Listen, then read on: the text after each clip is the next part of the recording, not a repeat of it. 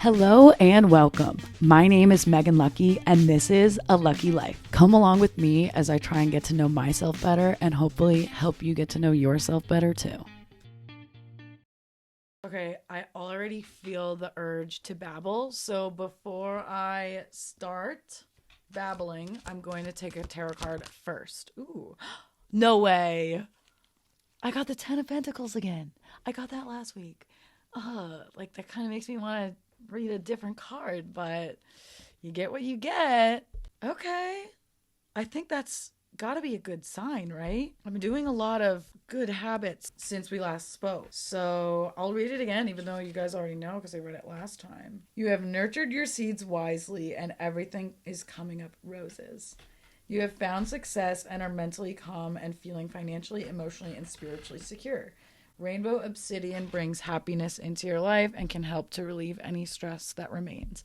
A healthy solar plexus chakra produces a cleansing energy that flows through the body, dispelling negativity in any of the other chakras that might disrupt you. The warning of this card is to spend wisely, as this phase can be fragile. There may be a disagreement over money, too. How weird is that? I always think whenever things happen like that, it's a sign. So what could that sign be? I think it means that continue to follow my intuition and it's not going to happen overnight, but I'm moving in the right direction. This is a good way for me to kind of get into this topic today. So since I've been home, there are good days and bad days. I will say my bad days are a lot better than they used to be. Because my bad days now, I'm still getting things done that I want to be getting done and figuring out what's making them more low, like what numbing habits I'm doing that are low vibrational activities like scrolling on social media mindlessly, binging shows, just grazing, eating, like numbing habits. And sometimes I don't get everything done that I want to, but they're better than they used to be. And I feel a lot of stress and pressure to start really making money and figuring my shit out, which, like, of course, that's kind of a constant thing, especially when you're unemployed. When I was talking to a couple of my friends about my situation and having some self-doubt and expressing that to them, they have the best of intentions in giving me the advice that they gave me and saying, okay, well, go get a corporate job and like do your stuff on the side and you don't have to give it up. You can do both. I get that a lot of people can do that and maybe I can in the future, but I'm fighting the urge to run right back into corporate because it's the safe, stable option. It's also the rat race that comes with a whole other bag of stressors that I'm not sure I'm ready to let back into my life just yet. As you guys know, I'm very easily influenced. I'm not easily influenced. I would say I take a lot of opinions in, and sometimes I take them too personally. I'm realizing that I'm catching myself better in these conversations. Whereas I used to tell too many people about my inner dialogue because I do think it's very helpful sometimes to talk to trusted loved ones about what you're going through and get valid feedback and opinions from them. But you also need to like be able to have the ability to filter those opinions and decide how you feel about them without being too swayed by them. Like in the past, I would take in too many opinions, and especially if I felt like the opinions aligned with a part of me that was shameful or doubtful, and it felt like this advice could alleviate that shame, then I should go for it. But in reality, I didn't know myself well enough and what I wanted well enough to actually be doing that filtering properly. So essentially when my friend is saying, hey, I think you should go back to corporate just so that you can alleviate this stress. You can still work on your projects on the side, but like you don't have to worry about living at home and worrying about your next paycheck, because they see and they care about me and they want me to be comfortable. And that's very valid advice. And I wouldn't be able to get to this clarity if I didn't talk to them about these things. But in the past, I wasn't able to filter properly because I didn't know what I wanted well enough. And that's something I'm starting to figure out. Another piece of advice one of my friends gave me was, you really need to focus on one thing right now. Like I feel your scattered energy. So I think maybe you need to like pick one route and really give it your all. Again, that's really valid advice and something that I've been seeing in other books and research that I've been doing. However, I actually really have focused on one main purpose. And that one main purpose is using my voice to connect and help others through podcasting, through yoga teaching, through I want to be a life coach. And that's something else I'll talk more about with you guys. I'm learning a lot more about that. I actually just started a training for that. They say do what you love and what you're good at and what brings you peace and fulfills you. Like giving friends and loved ones advice and watching them grow is the best gift in the world to me. And I think I am good at that. I'm way better at giving advice than taking it. So I do think that this is the next chapter of my life, is marrying those two things together. Anyways, life coaching, writing, I want to write a book, social media. If you think about it, those are all in the same category. And I want to be able to explore these different things. And like, I'm not someone who can just choose one, and that's okay. And I do think a lot of people work better when they focus on one thing. This is the first time in my life where I actually feel like I can have a routine. I always just thought I'm not a routine person. Like, it doesn't work for me. It makes me miserable. But I was doing it wrong. I was viewing at a routine like an obligation and like not at all tailored to me. So I just felt like I was going through the motions, whereas now I'm tailoring my routine to me. Another piece of advice that a loved one gave me recently, when I told them about this life coaching training that I'm starting, they were like, oh, okay, like, I'm happy for you, but like, do you think maybe you're taking on too much? It also helped me to realize that in the past, that would have been a big worry for me, like starting something and not finishing it. But the difference now is that I'm doing a lot more that I actually want to do. And I was reading The Subtle Art of Not Giving a Fuck, which is so me. Really, I'm not finished with it, but I just started it and it's very good and I already highly recommend it. And there was this section that basically said who you are is defined by what you're willing to struggle for.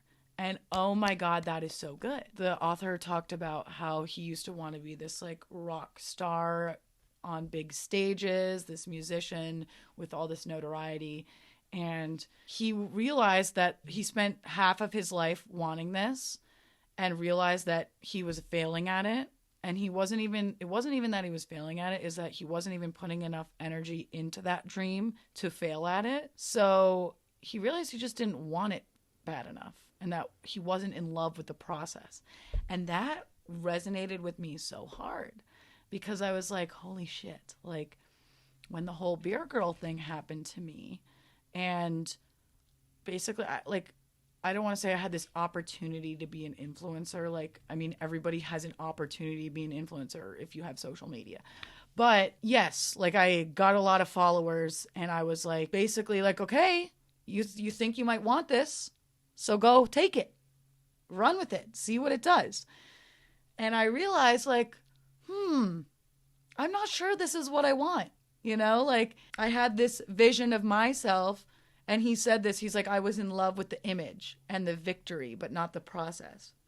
And that's what I realized, like I thought I wanted to be like known for being hot and cool, which like there's a piece of that that is in me, but that's not, I wasn't in love with being an influencer. Not that I ever really tried hard enough, because I didn't want it bad enough. I didn't want to spend all my days like trying to be perfect. And again, that's not all that influencers do, especially nowadays. And again, I think it could be part of my journey, but it's not all. And I'm realizing now that this purpose, this mission is something I actually really do want to struggle for. And I'm having some good days and bad days, but again, like I said, my progress is palpable and the bad days are a lot better than they used to be. I want to struggle for this because it feels right. It feels good. And you can do it all when all you do is what you love. So as someone who has always had that trigger and that wound around not being enough, being lazy, not being able to finish things, not being motivated, this is the solution. Me doing something that actually brings me peace and fulfillment every day and I enjoy learning about, and the challenges are getting me to where I want to be. I'm enjoying the process. I'm enjoying the process of this so much more. I know that I'm on the right path. I know that I'm moving in the right direction. That was really powerful for me. Another book that I just finished and read was The Last Lecture. And I don't know if you guys know anything about this book. Again, I highly recommend it. I've been doing a lot of reading. You can follow me on Goodreads. I'm cranking through books and I'm loving it. I used to hate reading because I wasn't reading things I actually liked. And it's funny, I was just talking to my sister. I was like, I'm rating every book like a 5 or 4 stars. And I was like, I feel like not credible. And she was like, no, I feel the same. But I was like, it's because I'm reading books that I want to read and I enjoy reading and I like reading. Whereas now I will stop reading a book if I'm like, I'm not feeling this, like 50 pages in. I'm giving it like a shot, some more so than others. But like, I'm not going to finish a book that I don't think is at least 3.5 stars, 3 to 5 stars. You know what I mean? But anyways, 5 stars for The Last Lecture. It's about a man who had terminal cancer and was giving a last lecture and basically did it on how to achieve your childhood dreams. And he gave a PowerPoint presentation, and meanwhile, he has months to live at this point when he's giving this presentation. He has a family, and that part of it is really sad, but the book is actually really positive. And I'm going to read you one quote from the end of the lecture and the end of the book. He says, "It's not about how to achieve your dreams. It's about how to lead your life. If you lead your life the right way, the karma will take care of itself. The dreams will come to you." And I love that. And apparently there's a video on this lecture that is also really, really powerful. That's like 30, 40 minutes. From what I hear, I haven't watched it yet. I read the book first.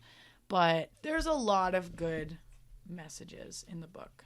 It's not about the goals. It's about the process. And that's kind of what that quote means to me, at least. It's like how you live your life. And if you listen to that inner knowing and those passions and those purposes and pursue challenges that feel that you're growing and you're learning. It talks about taking feedback and giving back to others and how rewarding that has been for him. I related to the book a lot, and I want to pursue my childhood dreams, even if and it's funny, like he talks a lot about some crazy dreams like going to space and how these dreams, you're like, there's no way he attains all these. But then you read it and it's not about achieving those dreams exactly, but it's how he's been able to like incorporate these things into his life by leading his life from a place of authenticity and a place of inner knowing and a place of integrity. And he talks about how he is fulfilled and he is happy and present, even though he has months to live.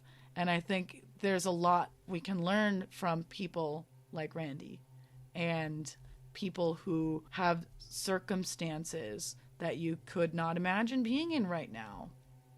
Kind of like what I talked about last week. Like, you never know when a disaster could strike. And I don't ever think that you should live your life waiting for that disaster to strike. I think, the opposite. Be grateful, be happy, be present, tell people you love them, show appreciation, show that you care about people. And it's gonna reward you. Like karma, I definitely am a firm believer in karma, and I'll have an episode dedicated to that one day. But I'm learning that the more I focus on the things that feel really good to me, not everybody is going to understand my dreams. In fact, very few people probably will. And same goes to you. And I also just finished a book, Everything is Figure Outable. Also awesome. And I highly recommend it. 5 stars. But God, can you hear those leaf blowers? It's so annoying. We all have unique set of talents, gifts, dreams, and skills that no one else has. It's no use thinking, oh, there's already 100 podcasters out there. It's no use to think that there's 100 restaurants. You shouldn't make your own restaurant. What you have is special, and I loved, she said, like, it's like you're stealing from those customers one day that you'll have, those clients who need you, who need that unique voice, that unique product, that unique, whatever industry you feel that strong gravitational pull towards, that your gifts and your skills match with. There's not too many of them, and we all have a little bit of imposter syndrome, but you'll never know if you don't give yourself a chance and have the faith that it will work out in the end. Karma will take care of itself. It could take weeks, months, years and years and years. You never know, but if you love the process and you are willing to struggle for that, then karma will take care of itself. And you will be happy and you will enjoy that, and you will not be expecting this big turnout because of your efforts, but you'll be enjoying it. And that's when the magic happens. That's when you fully relinquished yourself to faith and to the universe and to yourself, you'll see the results. In my training that I'm doing, it talks about being a cause person or an effect person, and how you can and should be a cause person. Like, are you affected by your circumstances? Is everything around you affecting you? Or are you causing, are you creating your life? And are you taking responsibility for the things that are happening in your life? And sometimes people equate responsibility to mean blame, and that scares them.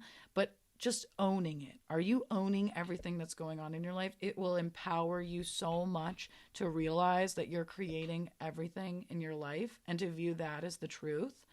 Because, like, you can believe anything you want to believe.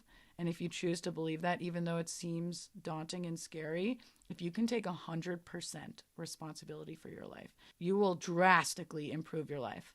You will start to see the ways that you can improve and grow in a way you never have before, and the ways that you can create your own reality, and the things that are happening and what you're perceiving is all mental. Anyways, I'll get way more into that, I'm sure, the next few episodes. I'm really excited. I actually have so many things I really want to spend time focusing and talking about with you guys. I have a real excitement about the next chapter of life for us and me and what's to come.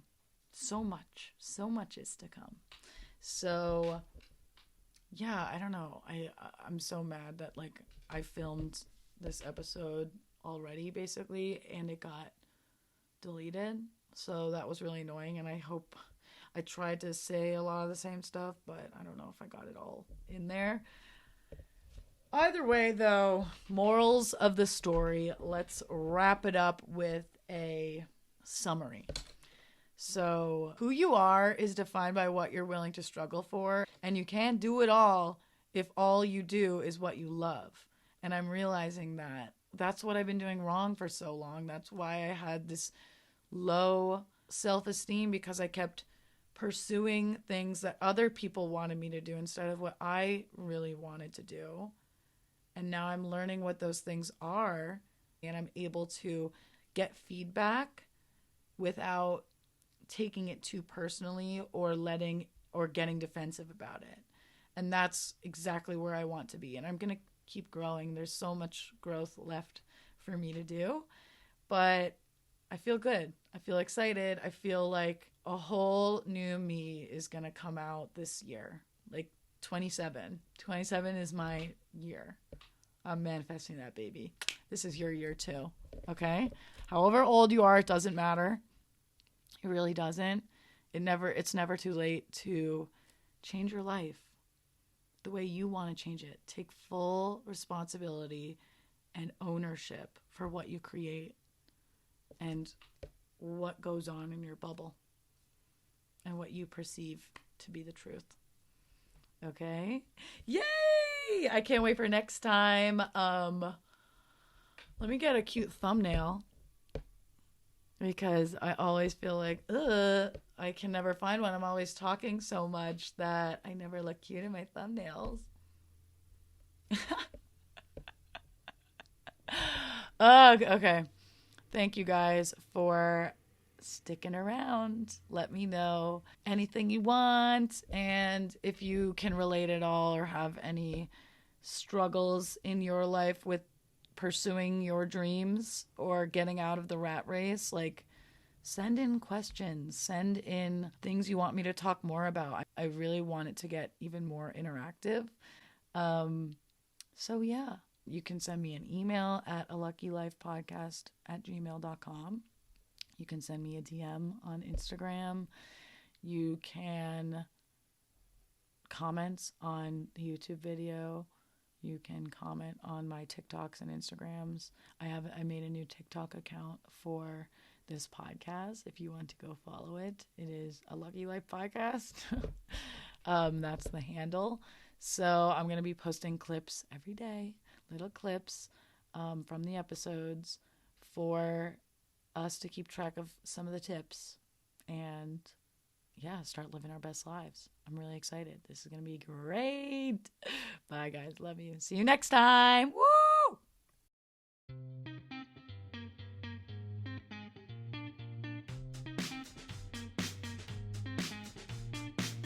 Hello and welcome. My name is Megan Lucky, and this is A Lucky Life. Come along with me as I try and get to know myself better and hopefully help you get to know yourself better too.